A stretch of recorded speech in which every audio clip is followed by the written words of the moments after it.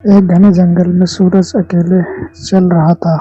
उसके हाथ में टॉर्च है और वह किसी की बात की परवाह किए बिना लगातार आगे बढ़ जा रहा। चलते चलते धीरे धीरे उसके पैरों की गति बढ़ने लगती है। उसे समझ नहीं आता कि यह क्या हो रहा है। धीरे धीरे उसके पैरों की गति इतनी बढ़ जाती है कि वह खुद को संभाल नहीं पाता और जमीन पर गिर जाता है। और जैसे ही वह नजर उठाकर देखता है तो सामने एक हट्टा कट्टा आदमी खड़ा था। सूरज उसका चेहरा देख पाता इससे पहले ही वह आदमी अपने पैर उठाकर सूरज के पैर पर मारता है और सूरज की आंख खुल जाती है। उसकी सांस फूलने लगती है।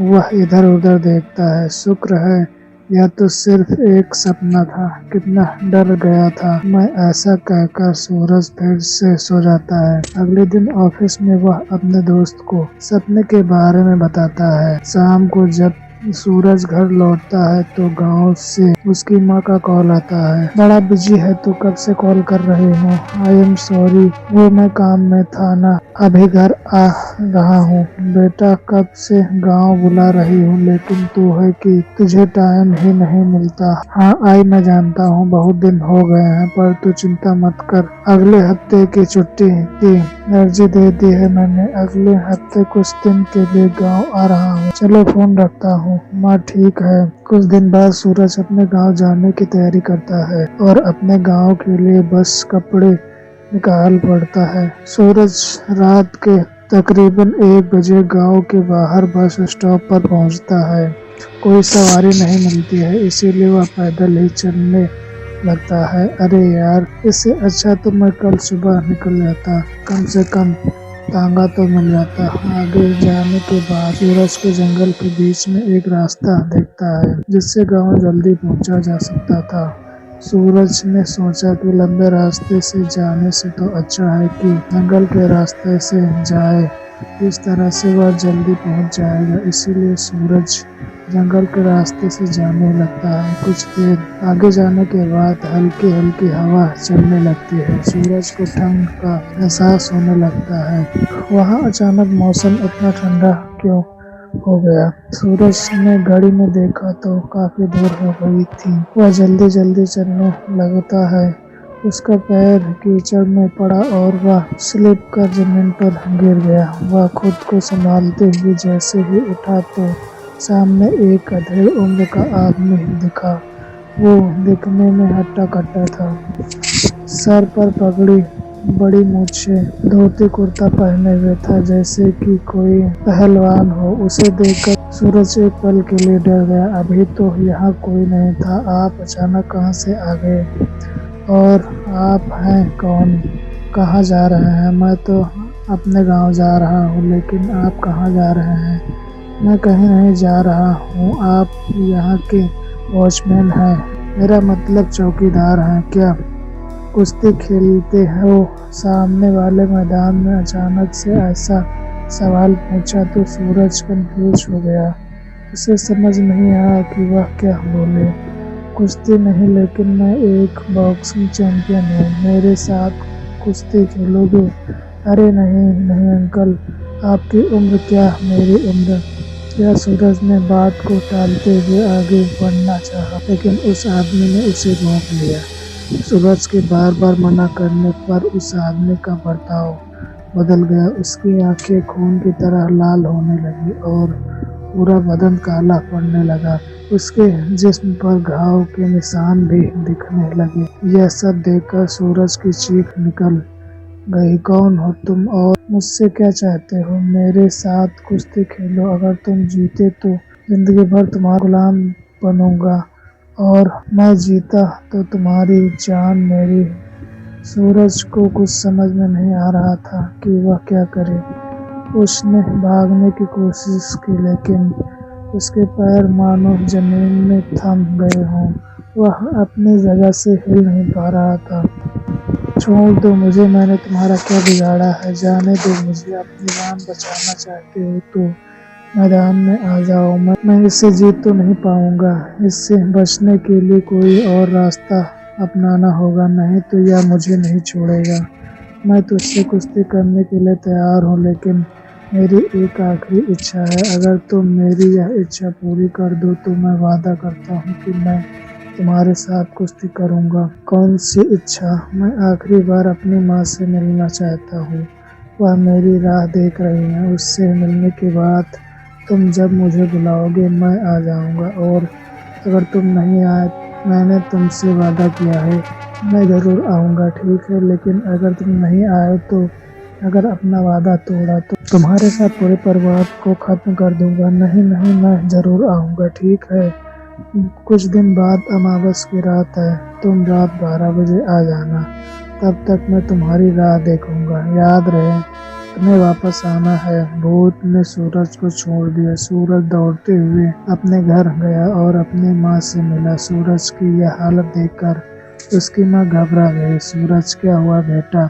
तुम इतने घबराए हुए क्यों हो? सूरज ने सारी बात अपनी माँ को बताई। सूरज की बातें सुनकर शकुंतला के पैरों तले से जमीन खिसक गई। वो डरते हुए बोली, तू वहाँ वापस नहीं जाएगा बेटा, नहीं जाएगा। तो तुझे जो आदमी मिला था वो कोई साधारण आत्मा नहीं है, वो एक प्रेत आत्मा है। वो खबीस है, खबीस। मैंने तुम्हारे बाबा को खो दिया है। अब तुम्हें खोने की ताकत नहीं है मुझ में। मतलब क्या हुआ था बाबा के साथ? शकुंतला ने बताया कि सूरज जब 5 साल का था तो उसके पिता बलराम इस गांव के जाने माने पहलवान थे। आसपास के गांव में ऐसा कोई नहीं था जो उनसे टक्कर दे सके। वह दिखने में तगड़े थे। कुछ पहलवान तो उनके नाम से भी डरते थे। हर अखाड़े में वह जीत कर आते थे और कुश्ती में जीते हुए पैसे गरीब में बांट देते थे। लेकिन वहां से वापस लौटते समय उन्हें देर हो गई, इसीलिए वह जंगल के रास्ते से आए। बीच में उन्हें उस खास ने रोक लिया और कुश्ती के लिए चुनौती दी, क्योंकि पहलवान कुश्ती के नाम से डर या अपनी जान बचाने के लिए डर रहे हो। अपने सामने आती चुनौती देखकर बलराम पहलवान ने चुनौती स्वीकार कर ली और उन दोनों में कुश्ती शुरू हुई। खास से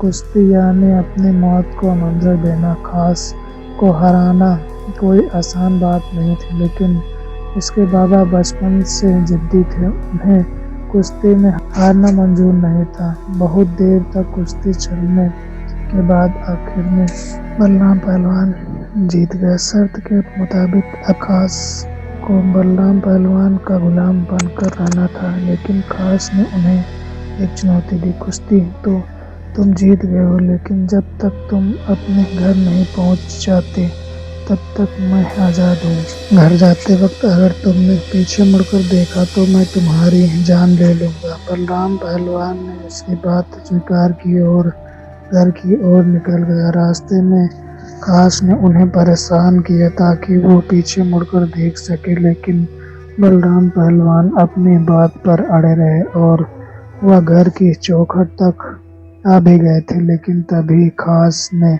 अपना आखिरी दांव खेला। उसने सूरज के रोने की आवाज में बलराम पहलवान को आवाज लगाई, बाबा बाबा। आप अपने बच्चे की रोते हुए आवाज सुनकर बलराम एक पल के लिए सब कुछ भूल गया और पीछे मुड़ गया। वो जैसे ही पीछे पलटे, उन्हें पीछे खास दिखाई दिया। वो वहीं चक्कर खाकर गिर गया। उनकी तबीयत बिगड़ने लगी। पहले उन्हें खून की उल्टी होने लगी, फिर उनका शरीर धीरे धीरे कमजोर होने लगा। बिस्तर पकड़ लिया। 2 दिन बाद उनके शरीर काला पड़ने लगा, सड़ने लगा।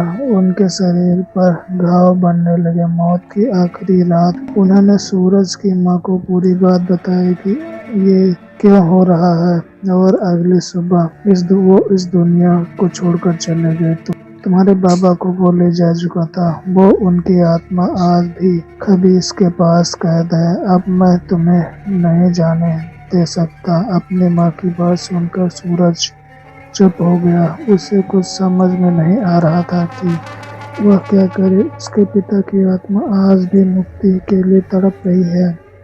यह बात सोचकर सूरज का मन और भी दुखी हो रहा था। फिर उसे एक बात सूझी। वो एक तांत्रिक के पास गया और उसे सारी बात बताई।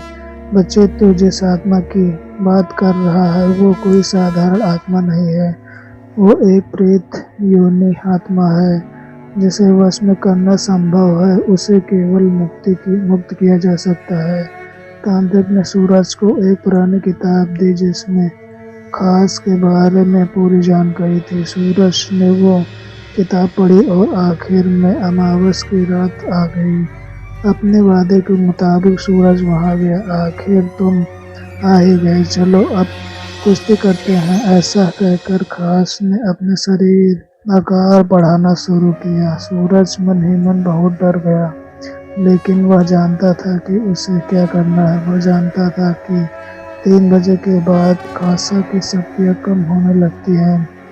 उसे 3 बजे तक अखाड़े में टिके रहना है। जैसे ही दोनों में कुश्ती शुरू हुई, आसमान में बिजलियां कड़कने लगी हैं, जंगल में जानवर चिल्लाने लगे। सूरज को जीतता देख खास की आंखें गुस्से से और भी ज्यादा लाल हो गई। धीरे धीरे 3 बजने को आ गया। खास की शक्तियां कम होने लगी। इस बात का फायदा उठाकर सूरज ने खास को जमीन पर पटक दिया। हारने के बाद खास गुस्से से चिल्लाने लगा। उसकी भयानक आवाज से सारा जंगल दहल उठा। सब शांत होने के बाद खास ने सूरज से अपनी इच्छा बताने को कहा। मेरी एक इच्छा है कि तुम इस प्रेत योनि से मुक्त हो जाओ और अपनी मुक्ति की ओर प्रस्थान करो। अगले ही पल खास का शरीर राख में तब्दील हो गया और उसके साथ ही वह सारी आत्माएं मुक्त होने लगी जिन्हें खास ने बंदी बनाकर रखा था, जिसमें सूरज के पिता भी थे।